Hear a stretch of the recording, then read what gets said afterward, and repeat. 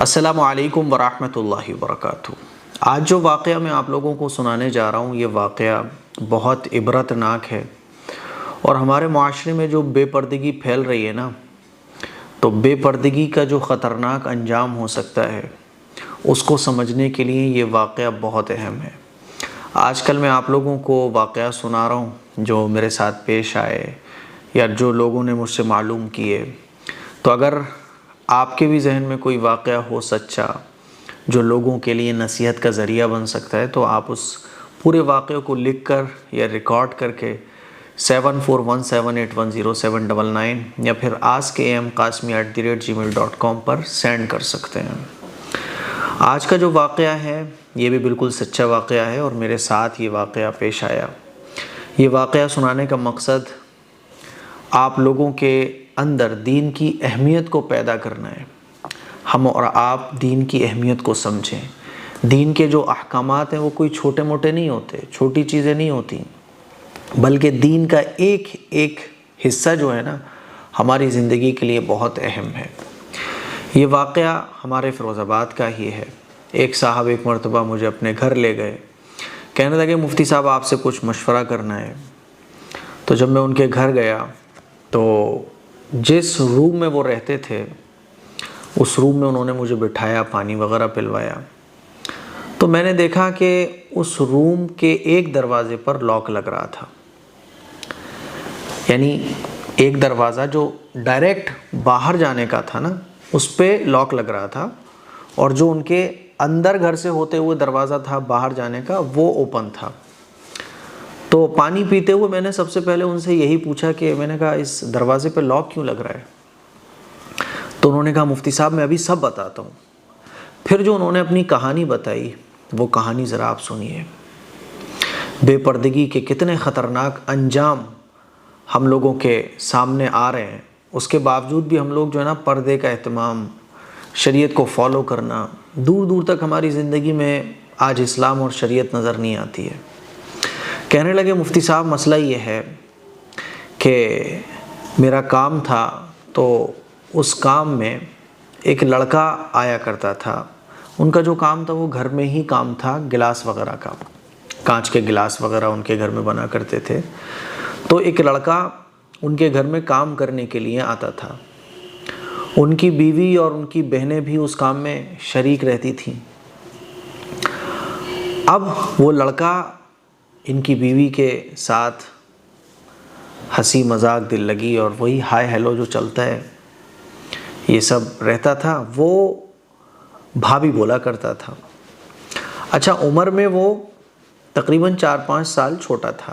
ان کی بھی شادی نئی نئی ہوئی تھی، ان کی شادی کو تقریباً 3-4 سال، میرے خیال میں 6 سال ہو گئے ہوں گے، اور وہ لڑکا عمر میں تقریباً 7-8 سال چھوٹا تھا۔ کام کرنے آتا تھا، گھر کے سارے لوگوں سے اس کی انڈرسٹینڈنگ بہت اچھی تھی، لیکن خاص طور پر ان کی بیوی سے جن کو وہ بھابھی کہتا تھا کچھ زیادہ ہی انڈرسٹینڈنگ اچھی ہو گئی تھی۔ لیکن گھر کے لوگ دھیان نہیں دیتے تھے۔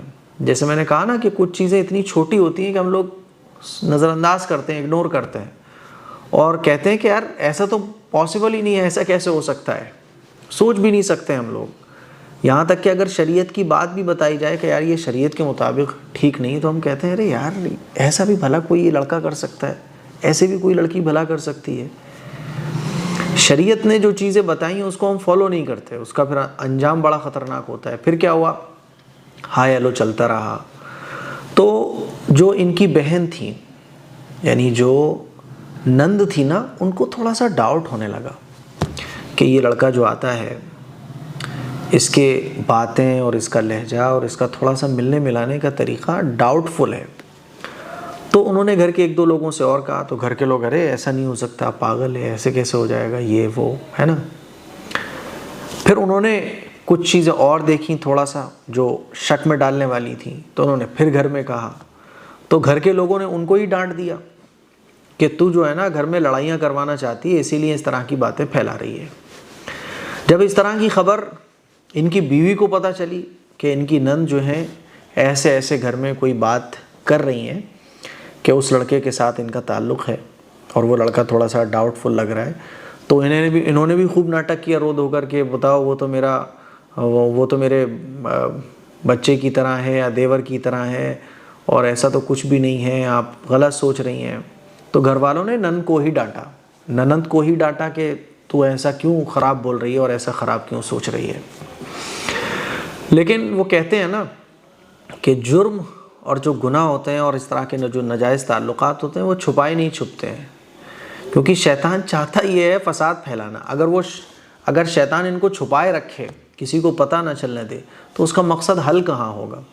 وہ تو چاہتا ہے کہ آخرت کی بھی رسوائی حاصل ہو اور دنیا کی بھی رسوائی حاصل ہو۔ بہرحال کئی مہینوں کے بعد نند کی بات پر کوئی یقین نہیں کرتا تھا۔ نند جو ہے بولتی تھیں، سمجھاتی تھی گھر والوں کو کہ دیکھو ایک دن بہت بڑا مسئلہ کھڑا ہو جائے گا، یہ لڑکا بہت گڑبڑ کر دے گا، آپ لوگ اس کو سمجھتے نہیں ہو۔ تو سب لوگ نند کو ہی ڈانٹ دیتے تھے، لیکن نند کے پاس کوئی پروف نہیں تھا۔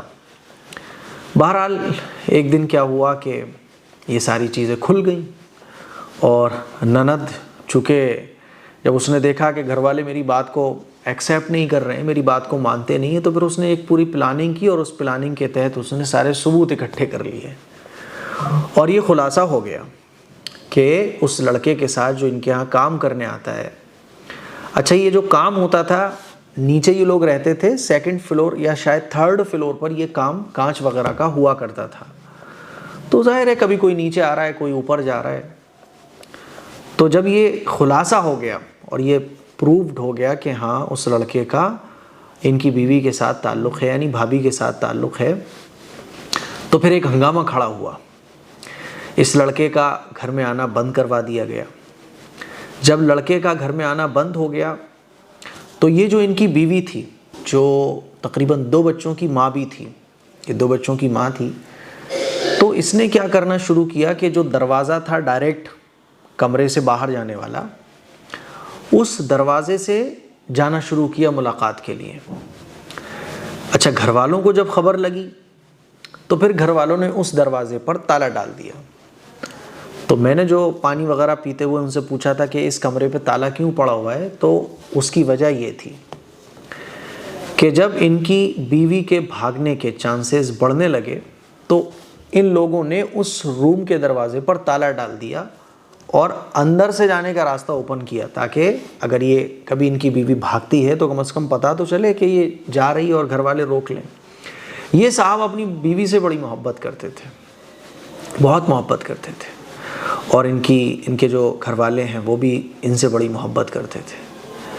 لیکن اس لڑکے کی محبت کا نشہ ان کے دماغ پر ایسا سوار ہوا، تالے لگ گئے، موبائل پر بھی پابندی ہو گئی، اور اس عورت نے تقریباً 3-4 مہینے ایسے لوگوں کو فیل کرایا کہ اب اس کے اس لڑکے سے کوئی تعلق نہیں ہے۔ 3-4 مہینے کے بعد جب سب نارمل ہو گیا، سب لوگوں کو لگنے لگا کہ اب یہ سدھر گئی، اس نے معافی بھی مانگ لی کہ میرے سے جو ہوا وہ غلط ہوا، اور اب میرا اس لڑکے کے ساتھ کوئی تعلق نہیں ہے وہ، اور ایک دم 3-4 مہینے نارمل زندگی اس نے گزاری، ایسے جیسے اس لڑکے کو یہ بھول چکی ہے اور ایک دم سدھر چکی ہے، بچوں کی بہت اچھی پرورش، گھر والوں کے ساتھ بھی بہت اچھا معاملہ۔ جب سب کچھ نارمل ہو گیا تو ان لوگوں نے اس لاک کو کھول دیا، یا میں آگے کی کہانی بتا رہا ہوں۔ انہوں نے تو مجھے بلایا تھا اس مسئلے کے بارے میں کہ مفتی صاحب کیا کرنا چاہیے، تو اس وقت جو میں نے ان کو مشورے دیے وہ دیے، تو یہ بات اس وقت ختم ہو گئی تھی۔ اب آگے کیا ہوا کہ جب سب نارمل ہو گیا اور میرے مشوروں پہ انہوں نے عمل بھی کیا، تو وہ نارمل ہو گئی، اور ساری چیزیں جب نارمل ہو گئی تو انہوں نے اس لاک کو کھول دیا کہ بھئی جب سب نارمل ہے تو اب لاک لگانے کا کیا مطلب ہے؟ ایک روم سے باہر جانے کا دروازہ بہت ایزی ہے، ایک ہے تھوڑا سا اندر جا کے، ہے نا؟ تو انہوں نے اس لاک کو کھول دیا، لاک بھی کھلا رہا، سب کچھ بڑھیا چلتا رہا۔ اب اس عورت کے مائنڈ میں جو شیطانی پلاننگ چل رہی تھی وہ آپ دیکھیے، جب لاک کھل گیا، سب لوگوں کا ذہن اس طرف سے ہٹ گیا، سب اپنے کاموں میں بزی ہو گئے، پھر اس نے کیا کیا کہ ایک دن ساری پلاننگ کے ساتھ، تیاری کے ساتھ، حالانکہ اس عورت کے 2 بچے تھے، 2 بچوں میں ایک بیٹی تھی جو تقریباً 3 یا 4 سال کی تھی، اور ایک بیٹا تھا جو تقریباً 2 سال کا تھا۔ آپ امیجن کیجئے گا ابھی آگے ساری پلاننگ وغیرہ کر کے یہ ایک دن اس لڑکے کے ساتھ فرار ہو جاتی ہے۔ اس لڑکے کی جو عمر تھی نا، تقریباً 6-7 سال چھوٹا تھا وہ لڑکا، اور ایسے ہی اس وقت اس کی عمر رہی ہوگی جب وہ لڑکا بھاگا تھا اس کو لے کر، تقریباً 22-23 سال کی، اور اس کی عمر رہی ہوگی تقریباً 30 سال کی۔ یہ اس لڑکے کے ساتھ فرار ہو جاتی ہے، اور جب فرار ہو جاتی ہے، اب گھر والوں کو پتہ چلتا ہے کہ یہ تو فرار ہو گئی، بچوں کو چھوڑ کے فرار ہو گئی۔ حیرانی کی بات یہ ہے کہ 4 سال کی بیٹی، 2 سال کا بیٹا، 2 بچوں کو چھوڑ کے فرار ہو گئی۔ میرے خیال میں ایک چھوٹا بچہ اور بھی تھا، 3 بچے تھے غالباً، 2 بچے تھے، تینوں بچوں کو چھوڑ کے یہ فرار ہو جاتی ہے۔ جب فرار ہو جاتی ہے، ہسبینڈ کو پتہ چلتا ہے، بہت روتے ہیں وہ، اور گھر والے تلاش شروع کرتے ہیں تو پتہ چلتا ہے کہ وہ وہاں جا کے رہ رہی ہے۔ اس کو پکڑ کے لے کے آتے ہیں، FIR وغیرہ درج کرواتے ہیں، جو بھی کچھ ہے۔ جب اس کو پکڑ کے لے کے آیا جاتا ہے عورت کو، تو گھر پہ وہ دوبارہ آتی ہے اور اس کو سمجھانے کی کوشش کی جاتی ہے۔ یہ اس کے سامنے ہاتھ بھی جوڑتے ہیں، اس کے پیر بھی پکڑتے ہیں۔ پہلے تو وہ وہاں سے آ ہی نہیں رہی تھی، بڑی مشکل میں کچھ لوگوں کے ذریعے اس کو لے کے آیا گیا کہ ایک بار بات کرنی ہے، ایک بار بات کرنی ہے۔ بچوں کا دلاسا دیا گیا، لیکن یہ کسی کی بھی سننے کو تیار نہیں تھی، اور آخر کار اس نے پھر اسی لڑکے کے ساتھ رہنے کا فیصلہ کیا۔ بچوں کو بھی نہیں دیکھا، شوہر رو رہا تھا، آنکھوں سے اس کے آنسو تھے، دہاڑے مار مار کے رو رہا تھا، بول رہا تھا کہ ایسا مت کرو، نام لے کے بول رہا تھا، میں نام کسی کا بھی ظاہر نہیں کر رہا ہوں، ایسا مت کرو، ایسا مت کرو۔ کئی لوگ رو رہے تھے، لیکن وہ عورت کسی بھی کی بھی سننے کو تیار نہیں تھی، اس کو تو اسی لڑکے کے ساتھ رہنا تھا۔ اور پھر آخر کار وہ اس لڑکے کے ساتھ رہنے لگی، اور آج بھی وہ اسی فیروز آباد میں، شاید اسی محلے میں یا غالباً اس سے کسی دوسرے محلے میں، اسی لڑکے کے ساتھ آج بھی رہ رہی ہے۔ 2 بچوں کو چھوڑ گئی، سالوں گزر گئے، کبھی اس نے اپنے بچوں کے بارے میں نہیں پوچھا، کبھی بچوں کی اس کے دل میں محبت بھی نہیں آئی۔ اللہ بہتر جانے کیسی شیطانیت اس کے دماغ پہ سوار ہوئی۔ اب وہ اسی لڑکے کے ساتھ بہرحال رہ رہی ہے۔ اچھا، اس عورت کی جس سے انہوں نے شادی کی تھی، ہمارے جو ملنے والے تھے، اس کی ماں نہیں تھی، اس کے باپ تھے، وہ بھی بہت بوڑھے ہو چکے تھے، گھر کے حالات بالکل بھی ٹھیک نہیں تھے۔ تو انہوں نے اس سے جو شادی کی تھی وہ ترس کھا کر کی تھی کہ غریب بچی ہے، اس سے میں نکاح کر لیتا ہوں۔ لیکن کچھ ایسا سسٹم بنا، حالانکہ انہوں نے ڈیورس نہیں دی، اب یہ اسی آدمی کے ساتھ رہ رہی ہے۔ اور آپ لوگوں کو پتہ ہونا چاہیے کہ جب تک ڈیورس نہیں ہوتی ہے تو عورت اپنے پہلے ہی والے شوہر کے نکاح میں مانی جاتی ہے، جب تک ڈیورس نہیں ہوتی ہے۔ اگر کوئی کسی دوسرے کے ساتھ رہنا شروع کر دیتا ہے تو وہ ناجائز اور حرام تعلق اس کو کہا جاتا ہے۔ بہرحال اس واقعے کو تقریباً میرے خیال میں 6-7 سالیں تو گزر ہی گئی ہیں، 6-7 سال اس واقعے کو گزر چکی ہیں۔ اس عورت نے نہ بچوں کو پلٹ کر دیکھا، نہ کبھی یہ سوچا کہ میں نے غلطی کی ہے۔ بہرحال وہ اس آدمی کے ساتھ خوش ہے جو شرعی اعتبار سے وہ نکاح نہیں ہے، وہ ناجائز تعلق ہے، آج بھی اسی کے ساتھ رہ رہی ہے۔ میرے عزیز بھائیوں، میری بہنوں، یہ انجام ہے بے پردگی کا، یہ انجام ہے رسول اللہ صلی اللہ علیہ وسلم کی تعلیمات کو فالو نہ کرنے کا۔ جب ہم شریعت سے دور ہوتے ہیں نا تو شیطان ہمارے اوپر حاوی ہو جاتا ہے۔ جب ہم شریعت کو فالو نہیں کرتے تو پھر شیطان ہمیں اپنا راستہ فالو کرنے کے لیے بولتا ہے، اور وہ ہمارے دماغ پر، ہماری باڈی پر اس طرح سے قابو پا لیتا ہے کہ ہم اچھا برا نہیں دیکھتے، پھر ہم وہ دیکھتے ہیں جو شیطان ہمیں دکھوا رہا ہوتا ہے۔ حدیث میں آتا ہے نا کہ شیطان جو ہے نا ایک بدکار آدمی کے اور گنہگار آدمی کے رگوں میں خون کی طرح دوڑتا ہے۔ اسی لیے آپ نے دیکھا ہوگا کہ جب آدمی کا دماغ اس طرف جاتا ہے نا، پیار کا چکر، عشق کا چکر ہے نا، غلط کاموں کا چکر، تو کتنی اس کو سمجھاؤ پھر اس کو کچھ سمجھ میں نہیں آتا، اس کو تو بس وہ دکھتا ہے جو شیطان اس کو دکھا رہا ہوتا ہے۔ بہرحال انہوں نے پھر روتے راتے 1 سال بعد دوسری شادی کر لی، خوش رہ رہے ہیں، اللہ کا شکر ہے، بچے بھی خوش ہیں۔ لیکن جب بھی بچے ملتے ہیں تو کہتے ہیں کہ ہمیں تو شرم آتی ہے کہ وہ ہماری امی کیوں بنی۔ انہوں نے تو ہمیں پلٹ کر بھی نہیں دیکھا. اور ماں کی محبت کی تو جو مثالیں دی جاتی ہیں نا، تو اس واقعے کو جب میں کبھی سناتا ہوں اور آج آپ کو فرسٹ ٹائم سنا رہا ہوں تو میں سوچتا ہوں کہ ایسی ایسی مائیں بھی گزری ہیں. بہرحال اللہ تعالیٰ ان کو، ان بھائی صاحب کو اپنے حفظ و امان میں رکھے اور اس عورت کو ہدایت دے اور اس طرح سے گناہوں سے ہم سب کی حفاظت فرمائے. بے پردگی کے یہ خطرناک انجام ہمارے معاشرے میں ہو رہے ہیں، لیکن اس کے باوجود بھی ہم لوگ فکرے بھی کر رہے ہیں، افسوس بھی کر رہے ہیں، لیکن شریعت کو فالو کرنے کے لیے تیار نہیں ہے.